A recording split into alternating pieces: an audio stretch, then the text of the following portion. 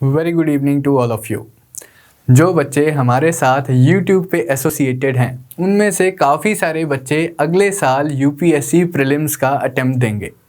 उन बच्चों से मैं कुछ डिस्कशन करना चाहता हूँ। उन बच्चों के लिए हम एक इनिशिएटिव लेके आए हैं।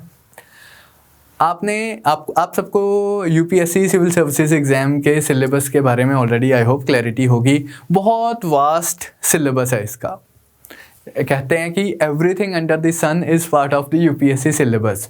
History, polity, economy, geography, science, environment, social issues, international relations and what not. And then current affairs के नाम पे सारी चीज़ें ही आ जाती हैं। मिसलेनियस जो करंट अफेयर्स है वो भी आजकल पूछे जा रहे हैं। स्पोर्ट्स से रिलेटेड क्वेश्चंस पूछे गए थे इस साल के प्रीलिम्स में, 2021 के प्रीलिम्स में। तो सिलेबस बहुत वास्ट है। लेकिन having said that I would still say कि coverage of syllabus is just one aspect of your UPSC preparation. अगर आप इस एग्ज़ाम की, इस प्रेस्टिजियस एग्ज़ाम की तैयारी को अच्छे से करना चाहते हो, इस तरह से करना चाहते हो कि देन अल्टीमेटली हमारी सिलेक्शन हो एंड हम लबासना जाके ट्रेनिंग करें, तो उसके लिए हमें टेस्ट के ऊपर बहुत फोकस करने की ज़रूरत है। MCQ प्रैक्टिस के ऊपर बहुत फोकस करने की ज़रूरत है। अगर मैं प्रीलिम स्टेज की बात करूं, मेंस के लिए अलग स्ट्रेटेजी रहेगी। आइडिया उसमें भी वही रहता है कि syllabus coverage is one aspect of the preparation, the answer writing and testing is the all together different aspect of your preparation on which you must focus on. लेकिन अभी मैं मेंस की बात नहीं कर रहा हूँ, अभी मैं बात कर रहा हूँ आप लोगों से प्रीलिम्स की। तो syllabus coverage is one aspect of your preparation. The other equally important aspect is कि आपने MCQ प्रैक्टिस की है या नहीं की है। कितने MCQs आपने अटेम्प्ट किए हैं एक पर्टिकुलर टॉपिक से रिलेटेड, सब्जेक्ट से रिलेटेड, कितने फुल लेंथ टेस्ट दिए हैं आपने, कितने सेक्शनल टेस्ट दिए हैं आपने। क्योंकि जब आप MCQ प्रैक्टिस करते हो तो जो चीज़ें आपने पढ़ी होती हैं वो चीज़ें और ज़्यादा कंसोलिडेट हो जाती हैं आपके माइंड में। देन कुछ चीज़ें हमने पढ़ाई के टाइम पे like the structure of the preparation या फिर जो arrangement of the study material इस तरह से होता है, कुछ चीज़ें स्किप हो जाती हैं। जब उन चीज़ों के कंटेक्स्ट में क्वेश्चंस पूछे जाते हैं तो हमारी नॉलेज एनहांस होती है। अच्छा यार, ये एस्पेक्ट तो मैं तैयारी करते वक्त मैंने नोट ही नहीं किया था या मैंने पढ़ा ही नहीं था, चलो इस पॉइंट को भी मैं ऐड कर लेता हूँ अपनी प्रीवियस नॉलेज में। क्लैरिटी मिल जाती है। जो चीज़ें हमने ऑलरेडी पढ़ी हुई हैं वो ज़्यादा कंसोलिडेट हो जाती हैं, उनके बारे में क्लैरिटी मिल जाती है। जो चीज़ें नहीं पढ़ी होती वो हमारी नॉलेज में ऐड हो जाती हैं, एनहांस हो जाती है हमारी एग्जिस्टिंग नॉलेज। लेकिन that's not all. MCQ preparation, जो MCQ प्रैक्टिस है उसके और बहुत एडवांटेजेस हैं। जो एलिमिनेशन ऑफ ऑप्शंस होता है, ये एक स्किल है जो आपको डेवलप करना होता है। ऐसा नहीं होगा, नॉट विथ स्टैंडिंग के हमारी कितनी अच्छी प्रिपरेशन है, ऐसा नहीं होगा UPSC के आप जब एग्ज़ाम देने जाएंगे कि 100 क्वेश्चंस उन्होंने पूछे हैं, आपको 100 के 100 आते हैं। There will be let's say 40 to 50% questions इस तरह के होंगे जिनके बारे में आप 100% श्योर हो कि यार ये तो मुझे आते हैं। काफ़ी सारे क्वेश्चंस इस कैटेगरी के होंगे कि आपने उनके बारे में कुछ पढ़ा तो होगा, हाँ यार सुना तो हुआ है, पढ़ा तो था, लेकिन आपके पास एग्जैक्ट नॉलेज नहीं होगी उन क्वेश्चंस को अटेम्प्ट करने के लिए। अब आपको क्या करना होता है उन क्वेश्चंस में, क्या होता है कि यूजुअली हम कुछ ऑप्शंस को एलिमिनेट कर देते हैं कि यार ये नहीं हो सकती, ये नहीं हो सकती, ये तो पक्का ही मुझे पता है कि स्टेटमेंट 3 इनकरेक्ट है, तो जहाँ जहाँ 3 लिखा हुआ है ऑप्शंस में एंड हमने करेक्ट चूज़ करना था, उन ऑप्शंस को एलिमिनेट कर दो। तो इंटेलिजेंट गेसिंग करनी होती है, ऑप्शन एलिमिनेशन करनी होती है, जिन्हें बोलते हैं कि तिकड़म सी कुछ लगा के हमने आंसर पे पहुँचना होता है। ये जो चीज़ें हैं प्रैक्टिस के साथ आती हैं। अब अगर हम MCQ प्रैक्टिस ही नहीं करेंगे तो ये जो कला है, ये जो स्किल है हमारे अंदर कैसे आएगी।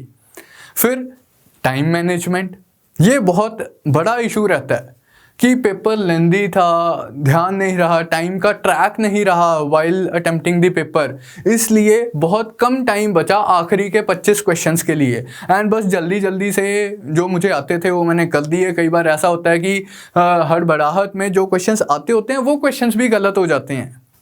एंड सबसे अनफॉर्चुनेट तो ये होता है कि हम कुछ क्वेश्चंस रीड ही नहीं कर पाए, टाइम इतना शॉर्ट हो गया कि हम आखिरी के लेट से 5 क्वेश्चन 3 क्वेश्चन जो भी रीड ही नहीं कर पाए या OMR में मार्क नहीं कर पाए। How unfortunate is that. तो you don't want such things to happen, we don't want such things to happen to you. तो उसके लिए क्या है कि हमें अपने आप को प्रिपेयर करना है। जितनी ज़्यादा, लाइक आई सेड अर्लियर, जितनी ज़्यादा MCQ प्रैक्टिस हम करें उतना बेटर है हमारे लिए, जितने ज़्यादा टेस्ट हम दें उतना बेटर है हमारे लिए। ये चीज़ मेंस के लिए भी ट्रू है, जितनी ज़्यादा आंसर राइटिंग प्रैक्टिस हम करें उतना बेटर है हमारे लिए, जितने मेंस के टेस्ट दें उतना बेटर है हमारे लिए। जो अप्रोच है वो प्रीलिम्स एंड मेंस की सेम है, लेकिन प्रीलिम्स के केस में आपको MCQ प्रैक्टिस करनी है, मेंस के केस में आपको आंसर राइटिंग प्रैक्टिस करनी है। तो अभी बात कर रहे हैं प्रीलिम्स की, क्योंकि उसी कंटेक्स्ट में हम आपके लिए एक इनिशिएटिव लेके आए हैं। The initiative goes by the name ACE UPSC IAS exam with CBL। इस इनिशिएटिव में क्या होगा कि हम चाहते हैं कि हम आपकी MCQ प्रैक्टिस करवाएं। कुछ MCQs हम डेली बेसिस पे आप लोगों के साथ डिस्कस करें। लेकिन जब हम इन जनरल MCQ प्रैक्टिस करने के लिए निकलते हैं या MCQs की डिस्कशन करने के लिए निकलते हैं तो उसमें एक मोटिवेशन सी नहीं रहती है कि चलो आज आ गए, आज 5 क्वेश्चंस कर लिए, आज बिजी था वो क्वेश्चंस नहीं किए। इस तरह से थोड़ा सा वेवर सा होता रहता है जब आपको पता होता है कि अभी तो प्रीलिम्स एग्ज़ाम में 5 महीने पड़े हैं, 6 महीने पड़े हैं। तो उस चीज़ को काउंटर करने के लिए हम क्या कर रहे हैं कि हम आपको पहले एक टेस्ट देंगे। टेस्ट बच्चे शौक के साथ देते हैं कि आज वो देखते हैं कि मेरे टेस्ट में कितने मार्क्स आए। तो हम वीकेंड पे सैटरडे आपके साथ एक टेस्ट शेयर किया करेंगे। ओपन प्लेटफॉर्म पे टेस्ट होगा।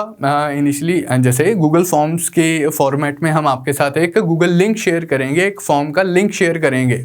तो वहीं पर आप अपनी बेसिक इन्फॉर्मेशन फिल करके वो टेस्ट को आप अटेम्प्ट कर सकते हो एंड अपनी परफॉर्मेंस को इवेल्युएट कर सकते हो।